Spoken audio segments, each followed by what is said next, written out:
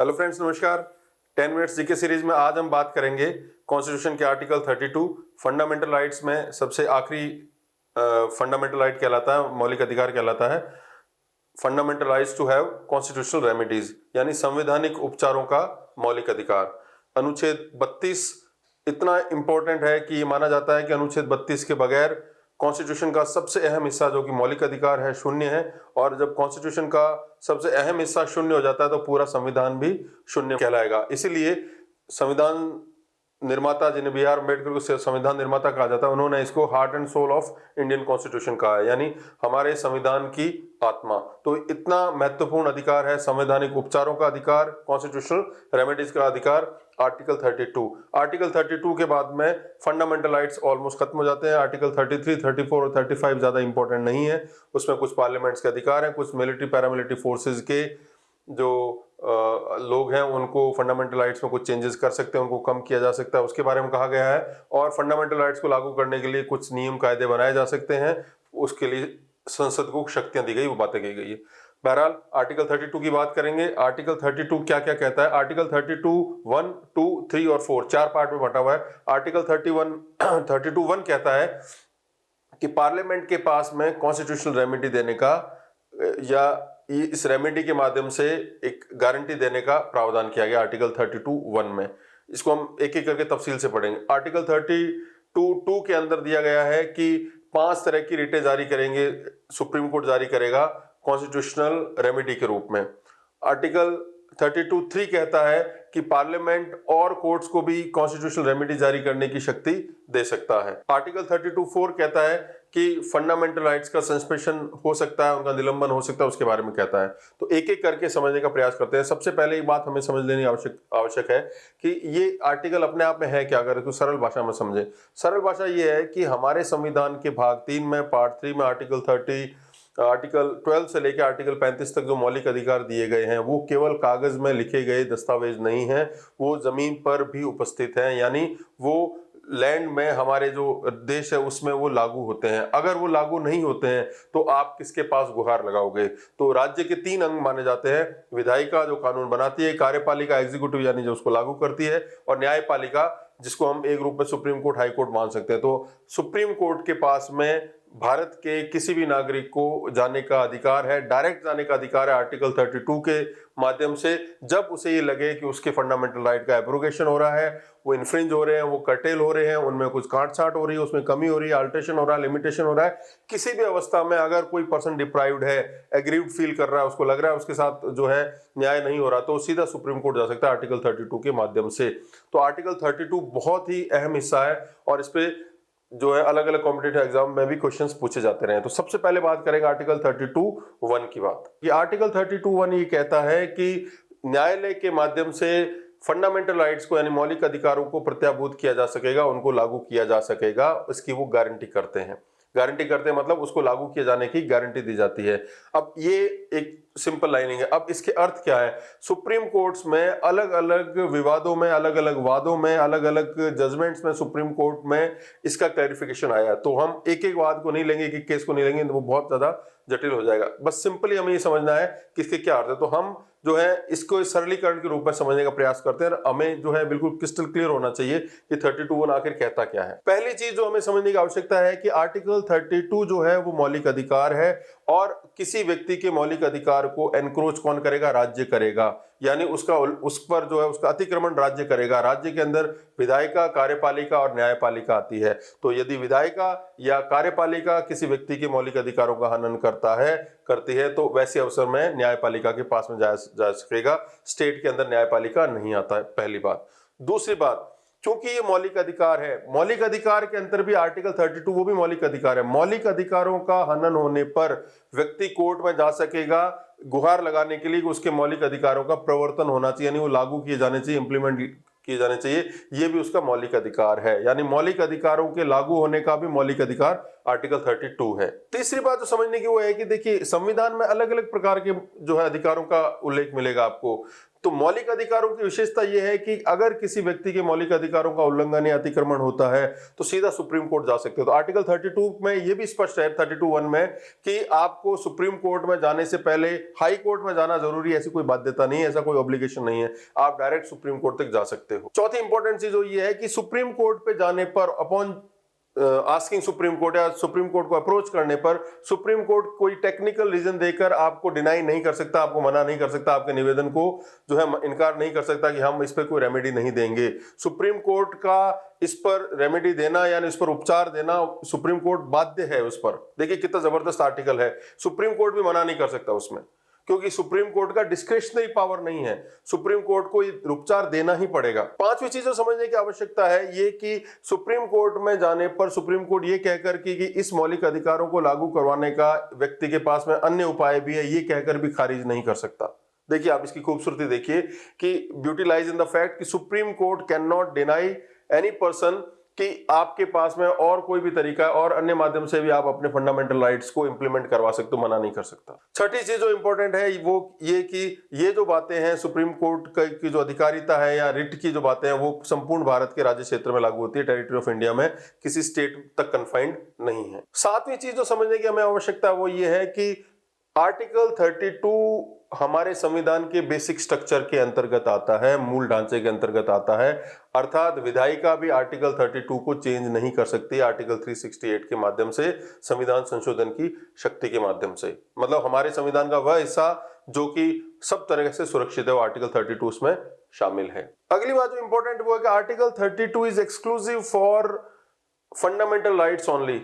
Article 32 का प्रयोग केवल मौलिक अधिकारों के लिए किया जाएगा, उस पर उपचार लेने के लिए आप मौलिक अधिकारों के हनन के समय में जा सकते हो, अन्य अधिकारों के लिए नहीं जा सकते हो। मतलब इससे क्या है, इससे पता चलता है कि मौलिक अधिकार, फंडामेंटल राइट्स की कितनी इंपॉर्टेंस है। अगली चीज जो इंपॉर्टेंट ये है कि व्यक्ति जब सुप्रीम कोर्ट के पास में जाएगा तो सुप्रीम कोर्ट रिट जारी करेंगे, वो 5 प्रकार की रिटें आर्टिकल 32(2) में पढ़ेंगे हम, लेकिन उसके अलावा भी कोई उपचार दे सकता है सुप्रीम कोर्ट। अगली चीज जो समझने की आवश्यकता है कि एक किसी व्यक्ति के मौलिक अधिकारों का हनन हुआ, वो सुप्रीम कोर्ट में गया और उसने एक्स नाम की रिट मांगी, एक्स नाम की का उपचार मांगा, तो सुप्रीम कोर्ट को लगे कि वो उचित रिट का या उचित उपचार नहीं मांग रहा है तो सुप्रीम कोर्ट उसको मना करके उचित रिट प्रदान करेगा। मतलब मना नहीं कर सकता टेक्निकल कि इस जो आपने मांगा है वो सही नहीं है, तो उसके बदले में जो सूटेबल है वो रिट जारी करेगा। एक और इंपॉर्टेंट बात 32(1) से रिलेटेड है, लॉकस स्टैंडी से संबंधित, यानी जिस व्यक्ति के मौलिक अधिकारों का हनन हुआ है वही व्यक्ति जाकर सुप्रीम कोर्ट में गुहार लगा सकता है आर्टिकल 32(1) के माध्यम से। बाद में धीरे धीरे कोई जो है इसमें इंप्रूवाइजेशन हुआ और आगे जाके PIL का सिस्टम स्टार्ट हुआ भारत के अंदर, पब्लिक इंटरेस्ट लिटिगेशन, लोक हित याचिका इसको कहा जाता है, जस्टिस भगवती ने इसको स्टार्ट किया था, उस पर किसी दिन और हम चर्चा करेंगे। बस आप ये समझ लीजिए आर्टिकल 32 के अंतर्गत ही PIL निकलकर सामने आती है। अब आर्टिकल 32(2) जो सबसे इंपॉर्टेंट है, आर्टिकल 32(2) के अंतर्गत 5 प्रकार की रिटों का उल्लेख है, 5 प्रकार की रिट्स का उल्लेख है। ये रिट्स कौन सी है? रिट का मतलब एक तरह का उपचार है, मतलब 5 प्रकार के उपचार सुप्रीम कोर्ट देगा यदि व्यक्ति अप्रोच करता है कि उसके मौलिक अधिकारों का हनन हुआ है, उसका अतिक्रमण हुआ है, उसका उल्लंघन हुआ है, उसको सही रूप में प्रदान नहीं किए गए हैं, एब्रोगेशन हुआ है, लिमिटेशन हुआ है, उसको उसके अंदर कुछ चेंजेस हुए हैं, तो वायलेशन हुआ है। वैसे में सुप्रीम कोर्ट बदले में जब कोई व्यक्ति उसको आवेदन करेगा तो बदले में 5 प्रकार की रिटें जारी कर सकता है। वो 5 प्रकार की रिट्स में इंपॉर्टेंट है, इसको पहला कहा जाता है हैबेस कॉर्पस, हैबेस कॉर्पस यानी बंदी प्रत्यक्षीकरण, दूसरे को कहा जाता है मैंडेमस, मैंडेमस यानी परमादेश, तीसरा जो है प्रोहिबिशन, प्रोहिबिशन यानी प्रतिषेध, चौथा जो है सर्टियोरी, सर्टियोरी यानी उत्प्रेषण, और पांचवा जो है को वारंटो यानी अधिकार प्रच्छा। एक एक कर हमको सरल रूप से समझने का प्रयास करते हैं। 5 प्रकार की रिटें सुप्रीम कोर्ट जारी करता है, लेकिन ये मत भूलिएगा 32(1) में कहा गया कि अगर सुप्रीम कोर्ट को ऐसा लगे इन 5 के अलावा भी कुछ उपचार हो सकता है तो भी वो दे सकता है, उसके लिए वो फ्री है। सबसे पहले बात हम करते हैं हैबेस कॉर्पस की। हैबेस कॉर्पस, ये जो 5 शब्द मैंने यूज किए ये लैटिन भाषा के शब्द हैं। अंग्रेजों के भारत में शासन की वजह से जो यहाँ पर जो जुरिस्डिक्शन में या लॉ के फील्ड में, विधि के जो डोमेन में जो भाषा यूज होती है अंग्रेजी होती है, और अंग्रेजी में भी लैटिन भाषा का काफी रोल रहा है। तो हमने एक तरह का ये जो रूल ऑफ लॉ का सिस्टम जो है ब्रिटिश सिस्टम से लिया है, तो इसलिए यही शब्द जो है हमारे संविधान में भी हमने इनकॉर्पोरेट किए हुए हैं। तो सबसे पहले बात करेंगे हैबेस कॉर्पस की। हैबेस कॉर्पस का मतलब होता है टू हैव अ बॉडी, यानी सशरीर उपस्थित होना, या सशरीर यानी किसी व्यक्ति को सदेह जो है कोर्ट के सामने लाया जाना। अब इसको आप समझने का प्रयास कीजिए। आप ये सोचिए कि कोई व्यक्ति अपने घर से बाहर निकला और मालूम चला कि उसको कुछ गुंडे बदमाश उठा के ले गए या कोई भी व्यक्ति उठा के ले गए और उसका कोई अता पता नहीं। अब व्यक्ति पुलिस के पास में जाएगा, किसी और अथॉरिटी के पास में जाएगा, वो उसे ढूंढ नहीं पा रहे हैं। तो वैसे में उस व्यक्ति को उस व्यक्ति को ढूंढने का दायित्व सरकार का बनता है। कोई व्यक्ति अगर सुप्रीम कोर्ट में सीधा चला जाए ये कह के कि एक्स नाम का व्यक्ति नहीं मिल रहा है, तो अगर हैबियस कॉर्पस इशू हो जाती है तो पुलिस के लिए सबसे बड़ा काम ये रहता है उस व्यक्ति को ढूंढ के लाना। नहीं तो कई बार ये देखा गया है कि राज्यों के जो पुलिस के प्रधान तक को भी सुप्रीम कोर्ट और हाई कोर्ट आर्टिकल 226 के जरिए जो है बुलवा लेते हैं। तो बहुत बड़ा आर्टिकल है ये, आर्टिकल बहुत बड़ा जो राइट है ये आर्टिकल 21 में जो दिया गया प्राण व दैहिक स्वतंत्रता की जो बात है, लाइफ एंड पर्सनल लिबर्टी की का जो आर्टिकल है उसी को ही इंप्लीमेंट करने की रिट मानी गई है। तो इसमें कुछ बातें हमें जो है खास रूप से समझनी होगी। एक तो ये कि कोई व्यक्ति जो है काफी समय पहले अगर उसको कहीं वो डिटेन रहा है, मतलब किसी व्यक्ति को निरुद्ध किया जाता है, किसी व्यक्ति को डिटेन किया जाता है, तो उसकी लीगलिटी क्या है, यानी वो कितना वैध है या अवैध है, उसको जांच करने के लिए रिट का प्रयोग किया जाता है। अब हैबेस कॉर्पस जो है वो कौन से मामलों में इशू नहीं हो सकती। एक तो अगर कोई व्यक्ति पुलिस कस्टडी में है, कोई व्यक्ति पुलिस कस्टडी में 24 घंटे से अधिक हो गया तो उससे कम है तो उसके अगेंस्ट में हैबेस कॉर्पस इशू नहीं होगी, क्योंकि पुलिस को भी आर्टिकल 22 हमने पढ़ा था कि 24 घंटे के अंदर जो है उसको पेश करना पड़ता है प्यूनिटिव डिटेंशन लॉ में। अगर कोई व्यक्ति को निरुद्ध करता है राज्य तो 24 घंटे के भीतर नीरेस्ट मजिस्ट्रेट के सामने समक्ष उसे प्रस्तुत करना पड़ता है, तो वो अपने आप में राइट है। अगर किसी व्यक्ति का कन्विक्शन हो गया यानी उसकी दोष सिद्धि हो गई है तो उसके अगेंस्ट में हैबेस कॉर्पस इशू नहीं होगा। किसी व्यक्ति को सेना के न्यायालय ने अगर किसी व्यक्ति को निरुद्ध किया है और अगर वो प्राकृतिक न्याय का यानी नेचुरल जस्टिस का वायोलेशन नहीं है तो उसके अगेंस्ट में भी हैबेस कॉर्पस जारी नहीं की जा सकती। इस मामले में यह भी इंपॉर्टेंट जानना है कि अगर किसी व्यक्ति ने संसद के विशेषाधिकारों का उल्लंघन किया है या किसी कोर्ट ऑफ रिकॉर्ड यानी अभिलेख न्यायालय का उल्लंघन किया, ऐसे व्यक्ति को निरुद्ध किया जाता है, डिटेन किया जाता है, पकड़ा जाता है, तो उसके खिलाफ भी या उसके लिए भी जो है रिट जारी नहीं की जा सकती हैबेस कॉर्पस की। तो कुल मिला के हैबेस कॉर्पस किसी भी व्यक्ति की पर्सनल लिबर्टी, उसकी प्राण और दैहिक स्वतंत्रता को सुनिश्चित करने की सबसे कारगर रिट मानी जाती है। और आर्टिकल 32 में जो 5 प्रकार की रिटें दी गई है उनमें सबसे ज्यादा जो यूटिलाइज सबसे ज्यादा प्रयोग में लाई जाने वाली रिट हैबेस कॉर्पस मानी जाती है। ये सिंपल शब्दों में कोशिश कर रहा हूं समझाने की, इससे रिलेटेड बहुत से केसेस भी हैं, वो हम ज्यादा इस पर डिस्कस नहीं करें तो ज्यादा बेहतर होगा। हालांकि इसमें कुछ महत्वपूर्ण केस भी हैं, जैसे एक कानू सान्याल वर्सेस डिस्ट्रिक्ट मजिस्ट्रेट का केस है। इसमें सुप्रीम कोर्ट ने ये कहा है कि अगर किसी व्यक्ति को निरुद्ध किया जाता है, कानू सान्याल जो है भारत में नक्सलवाद का प्रारंभ करने वाले चारू मजुमदार और कानू सान्याल नाम के 2 व्यक्ति थे, नक्सलवाड़ी से उन्होंने नक्सलवाद आंदोलन प्रारंभ किया था। तो उनको जब गिरफ्तार किया गया तब ये एक नया सिद्धांत उभर के आया कि अगर व्यक्ति खुद निरुद्ध है तो उस व्यक्ति का कोई और जानकार या उसका रिश्तेदार जो है कोर्ट में जाकर हैबेस कॉर्पस लगा सकता है। एक अन्य केस है Sheela versus state of Maharashtra. इसमें भी सुप्रीम कोर्ट ने लगभग वही बात कही है कि व्यक्ति अगर निरुद्ध है, व्यक्ति अलापता है, तो उसके बदले में कोई और व्यक्ति जाके कोर्ट में खड़ा हो सकता है और हैबेस कॉर्पस की मांग कर सकता है कि उस व्यक्ति को कोर्ट में लाया जाना चाहिए। बाद में और इंप्रूवाइजेशन हुआ इस रिट के अंदर। Nilabai Behera versus state of Orissa के केस में सुप्रीम कोर्ट ने कहा कि अगर किसी व्यक्ति को जो है इलीगल तरीके से डिटेन किया जाता है तो उसको सरसरीश प्रस्तुत भी करवाना जरूरी है और उसको बदले में एवज में कुछ मुआवजा भी दिया जा सकता है। हैबेस कॉर्पस के बाद में दूसरी जो रिट है उसका नाम है मैंडेमस। मैंडेमस का मतलब है टू कमांड यानी परमादेश, हम आदेश देते हैं।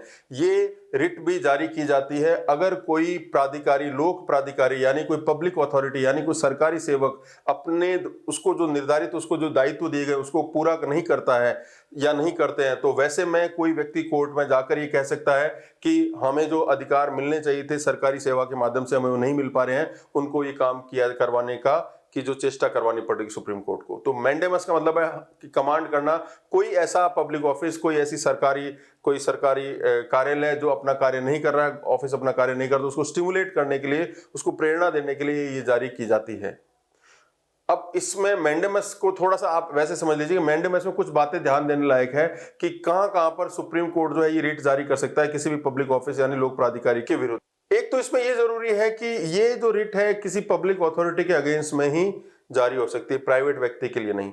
दूसरा, जैसा कि मैंने आपको 32(1) में कहा था कि अगर कोई वैकल्पिक व्यवस्था होती है तो कोर्ट मना नहीं कर सकता है ये देने से। लेकिन मैंडेमस में अक्सर ये देखा गया बाद में कि कोई और तरीका भी कार्य करवाने का हो तो मैंडेमस जारी करने से पहले कोर्ट जरूर से कहता है कि एक अन्य तरीका भी है, आप अपना कार्य जो है करवा सकते हो पब्लिक अथॉरिटी से, जो उसकी ड्यूटीज है उसे डिस्चार्ज करवाने के और भी तरीके हैं। तीसरी चीज जो परमादेश में मैंडेमस में इंपॉर्टेंट है कि जो व्यक्ति प्रार्थी होगा यानी जो एग्रीड पर्सन होगा, वो कोर्ट में जाके कहेगा कि किसी लेजिस्लेशन या किसी एक्ट या किसी कानून के तहत व्यक्ति को कानूनी अधिकार प्राप्त थे और वो एक तरह के मौलिक अधिकार है, अगर वो उसको नहीं मिलते तो ही उसके पास में जा सकता है, अन्यथा नहीं जा सकता। अगली बात जो ध्यान रखनी है मैंडेमस में वो ये है कि जो लोग प्राधिकारी के विरुद्ध ये रिट जारी की जाती है तो वो उसके लिए मैंडेटरी कार्य होना चाहिए, डिस्क्रिशनरी यानी विवेकाधीन नहीं। मान लो अगर किसी पब्लिक ऑफिस यानी सरकारी कार्यालय यानी कलेक्टर का मान लो कार्यालय है, उसको कोई कार्य करना चाहिए या नहीं करना चाहिए, अगर उसके विवेकाधीन है, डिस्क्रिशनरी है, तो उसके अगेंस्ट में मैंडेमस जारी नहीं हो सकती। अगर वो बाध्यकारी है तो ही मैंडेमस जो है जारी हो सकती है, अन्यथा नहीं हो सकती। यानी विवेकाधीन या डिस्क्रिशनरी मामलों में परमादेश जारी नहीं होती है। एक और बात भी ध्यान देनी चाहिए मैंडेमस में, अगर कोई कॉन्ट्रेक्चुअल काम है यानी निविदात्मक काम है तो वैसे में भी मैंडेमस जारी नहीं किया जा सकती। कुछ बातें ये भी कि राष्ट्रपति राज्यपाल के लिए जो है अगर जो है मैंडेमस जारी नहीं करवा सकता, वैसे कोर्ट्स में यानी न्यायालय के विरुद्ध भी जो है हाई कोर्ट या सुप्रीम कोर्ट या जो लोअर कोर्ट्स है उनके खिलाफ भी मैंडेमस जारी नहीं करवाई जा सकती। अब इससे रिलेटेड कुछ केसेस समझ लीजिए आप। एक केस है बृंदा करात वर्सेस स्टेट ऑफ बंगाल। इसमें सुप्रीम कोर्ट ये कहता है कि मैंडेमस यानी परमादेश नामक रिट किसी प्राइवेट व्यक्ति यानी किसी निजी व्यक्ति के या निजी इंस्टीट्यूशन के खिलाफ जारी नहीं करी जा सकती। मैंडेमस और हैबेस कॉर्पस के बाद में दो रिट्स हैं, प्रोहिबिशन और सर्टिलरी की। प्रोहिबिशन पहले समझते हैं। प्रोहिबिशन का मतलब है प्रतिषेध यानी किसी व्यक्ति को रोकना। सामान्य अर्थ में हम जो है जो कानूनी भाषा में इसको स्टे का शब्द टू स्टे यानी किसी चीज को रोकने के लिए की जाती है। जो ये प्रतिषेध की जो रिट है यानी जो तीसरी रिट है, ये समझने की आवश्यकता ये है कि हायर कोर्ट लोअर कोर्ट के लिए जारी करते हैं और अन्य किसी प्राधिकारी के लिए नहीं यूज की जाती है। यानी ये प्रतिषेध यानी प्रोहिबिशन की जो रिट है केवल कोर्ट्स तक सीमित है।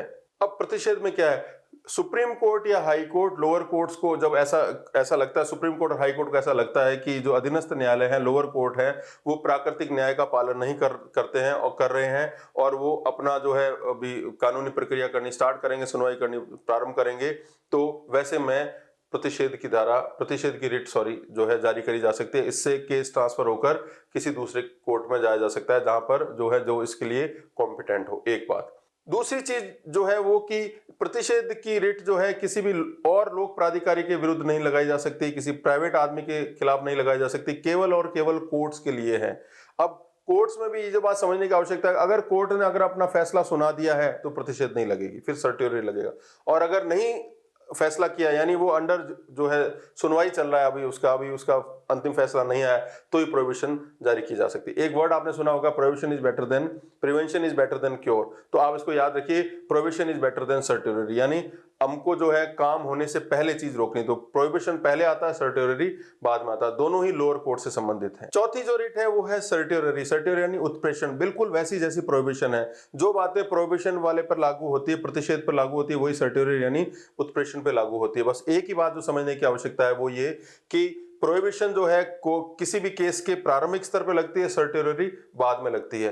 प्रोहिबिशन लगाई जाती है वही जो आधार रहता है कि अगर कोई कोर्ट ऐसे मामले को सुनवाई कर रहा है जो उसके क्षेत्राधिकार में नहीं आता है, जो उसके ज्यूरिसडिक्शन में नहीं आता है, यानी वो उसके लिए कॉम्पिटेंट नहीं है, नेचुरल जस्टिस का उल्लंघन हो रहा है, तो वैसे में वो ट्रांसफर हो जाएगा केस कहीं और पर। अगर सर्टिलरी का मतलब है अगर उसने फैसला सुना दिया है तो सर्टिलरी जारी होगी। दोनों ही एक ही सिक्के के दो पहलू हैं।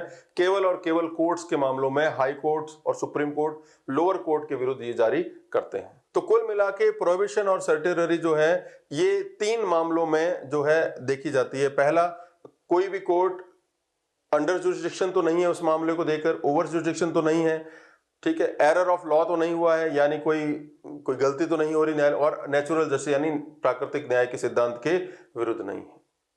इससे रिलेटेड एक केस है 1955 का हरि विष्णु वर्सेस इशाक अहमद का केस, जिसमें सर्टिलरी और प्रोहिबिशन के बारे में तफसील से जो है जजमेंट दिए गए हैं और उसमें बताया गया कि कब कहां पर ये दोनों रिटों का प्रयोग होता है, कहां नहीं होता है। पांचवें प्रकार की जो रिट है और अंतिम प्रकार की रिट है उसे को वारंटो कहा जाता है। इसे हिंदी में अधिकार प्रच्छा कहा जाता है। इसका सामान्य अर्थ है आपका क्या प्राधिकार है, व्हाट इज योर अथॉरिटी। कोई व्यक्ति किसी ऐसे पब्लिक ऑफिस का मतलब है कोई कार्यालय यानी मतलब कोई पद ऐसा है जो कि सरकारी पद है उस पर काबिज है और कोई व्यक्ति जानना चाहे कि वो अवैध रूप से उस पद पर काबिज है, तो उसके खिलाफ सुप्रीम कोर्ट के माध्यम से को वारंटो जारी करवाई जाती है, अधिकार परीक्षा, जिसमें ये पूछा जाता है कि वो किस प्राधिकार के साथ में उस पोस्ट पे आया है। जैसे मान लो कलेक्टर के खिलाफ अधिकार परीक्षा जारी होती है, तो कलेक्टर को ये बताना पड़ेगा कि उसने कौन सा एग्जाम दिया, यूपीएससी का एग्जाम दिया, फिर उसके बाद उसका रिजल्ट आया, फिर उसको उसकी ट्रेनिंग हुई, फिर उसको कार्डर एलोकेशन हुआ, फिर उसको उसने कहाँ कैसे कैसे जो है अलग अलग दायित्वों का निर्वहन किया है और अब इस पोस्ट पे आया। तो अधिकार परीक्षा के माध्यम से illegal assumption of public offices को चेक किया जाता है। यहां पर ध्यान देने वाली बात यह है कि अधिकार परीक्षा या को वारंटो कुछ ही शर्तों पर जारी की जा सकती है। एक तो जो पद है वो एक प्राधिकार यानी सरकारी प्राधिकार यानी एक सार्वजनिक पद होना चाहिए। दूसरा, उसकी नेचर जो है इंडिपेंडेंट होनी चाहिए यानी स्वतंत्र प्रकृति का होना चाहिए। तीसरा जो है वो किसी संसद द्वारा बनाए गए या विधायिका द्वारा बनाए गए किसी स्टेट्यूट यानी कोई किसी नियम के आधार पे बनाए गए पद पर वो धारित व्यक्ति है, तो उसी के खिलाफ कोई स्टेट्यूटरी पद है जो वैधानिक पद है तो उसी के खिलाफ ये जारी हो सकती है। प्राइवेट व्यक्तियों के लिए और कुछ ऐसे पद जो है प्रसाद पर्यंत वाले पद होते हैं उनके खिलाफ जारी नहीं हो सकती। अधिकार परीक्षा के स्वरूप की खास बात यह है कि ये रिट जारी करते समय सुप्रीम कोर्ट के पास में थोड़ी सी डिस्क्रिशनरी पावर होती है कि ये रिट जारी करें या नहीं, है उनकी विवेकाधीन शक्ति के अंतर्गत आती है। तो आर्टिकल 32 सामान्य रूप से यहां तक रहता है। आर्टिकल 32 के साथ साथ एक और आर्टिकल भी जोड़ के देखा जाता है, आर्टिकल 226 कहा जाता है, 226 में वही अधिकार दिए गए हैं हाई कोर्ट्स को जो संवैधानिक उपचारों के तहत, जो कि आर्टिकल 32 में सुप्रीम कोर्ट को दिए गए हैं। लेकिन आर्टिकल 226 और आर्टिकल 32 में कुछ थोड़े बहुत फर्क हैं। ये फर्क क्या है? पहला फर्क समझिए, आर्टिकल 32 केवल फंडामेंटल राइट्स को लागू करवाने के लिए जारी हो सकती है, वहीं आर्टिकल 226 हाई कोर्ट्स अन्य अधिकारों को भी लागू करने के लिए जारी कर सकती है। आर्टिकल 32 का जो पूरा जो एरिया है, जो area of jurisdiction all India रहता है, जबकि आर्टिकल 226 का स्टेट एक पर्टिकुलर स्टेट का एरिया रहता है। एक चीज खास बात और समझिए कि आर्टिकल 226 के तहत कोई व्यक्ति हैबेस कॉर्पस का जो निवेदन करता है, हैबेस कॉर्पस रिट मांगता है हाई कोर्ट से, अगर वो खारिज हो जाती है तो वैसे में वो सुप्रीम कोर्ट डायरेक्ट जाकर इसको लागू करवा सकता है। इसमें पूर्व न्याय की अवधारणा इस पर लागू नहीं होती। इससे संबंधित एक अनुच्छेद आर्टिकल 139 जो कि कहता है कि संसद कानून के माध्यम से रिट संबंधी जो है कुछ परिवर्तन करके सुप्रीम कोर्ट की पावर को कम और ज्यादा कर सकते हैं कोई नया विधेयक लाकर। आर्टिकल 139 ये कहता है। आर्टिकल 32(3) के बारे में मैंने बताया था कि संसद के पास में शक्ति है कि इन मौलिक अधिकारों में कुछ जो है छोटे मोटे परिवर्तन वो कर सकते हैं, और 32(4) के बारे में मैंने बताया था कि इनका निलंबन हो सकता है।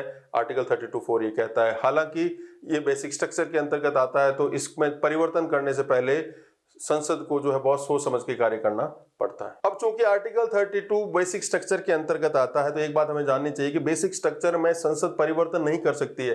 परिवर्तन का अर्थ यह है कि उनमें कमी नहीं कर सकती, उनमें इजाफा कर सकती है। अगर इजाफा होता है तो ये कहकर कि बेसिक स्ट्रक्चर में चेंज किया है कोर्ट में जो है उसको जो है क्वेश्चन नहीं करवाया जा सकता। तो ये था संविधान का मौलिक अधिकारों का अंतिम आर्टिकल 32, जो कि जिसे प्राण वायु कहा गया है, हार्ट एंड सोल कहा गया है, पूरे कॉन्स्टिट्यूशन की आत्मा कहा गया है डॉक्टर बी आर अम्बेडकर द्वारा। आर्टिकल 33, 34 और 35 इंपॉर्टेंट नहीं, इसके लिए अलग से हमारे को कोई वीडियो बनाने की आवश्यकता नहीं। अब अगला जो हमारा आर्टिकल चलेगा, अगला जो पार्ट चलेगा वो डीपीएसपी से चलेगा, जिसे राज्य के नीति निर्देशित तत्व कहा जाता है, आर्टिकल 36 से 51 के बीच में। आज के लिए इतना, शुक्रिया।